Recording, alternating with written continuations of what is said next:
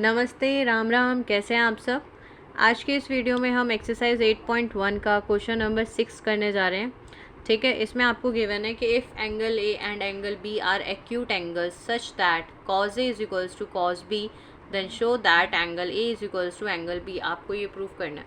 तो हमने यहाँ पे ट्रायंगल ए बी सी बनाया है। तो मैंने इसका जो आप नाम देखेंगे, मैंने सी को राइट एंगल क्यों रखा है, क्योंकि हमें ए और बी क्या बोले, एक्यूट एंगल बोले। ठीक है, तो यानी वो 90 डिग्री तो बिल्कुल भी नहीं हो सकते, लेस देन 90 ही होंगे, इसीलिए मैंने इनको ए बी का नेम दिया है। अब आपको cause A cause be given है, आपको ये दोनों एंगल्स इक्वल गिवन बताने हैं। तो यहाँ से हम स्टार्ट करते हैं। तो हमें कॉज ए और कॉज बी गिवन है। ठीक है, solution cos A is equals to cos B हमें गिवन है। कॉज होता क्या है, अगर हम कॉज की बात करें, मैं एंगल ए के हिसाब से कॉज बात करूँ तो बी अपॉन में एच होता है।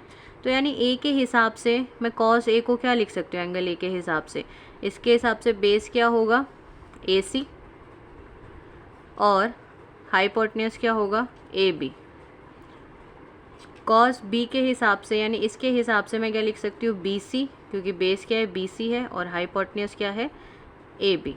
ठीक है, क्योंकि हमें गिवन है इसलिए मैंने इसको ऐसे लिख दिया। अब ए बी से ए बी कैंसिल आउट हो गया।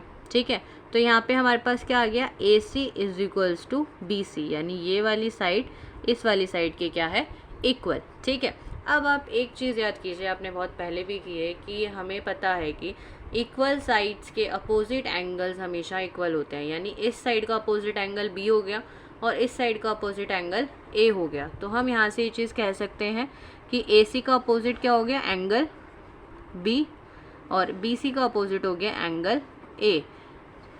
कह सकते हैं क्योंकि हमारे पास ये थ्योरम है कि एंगल्स ऑफ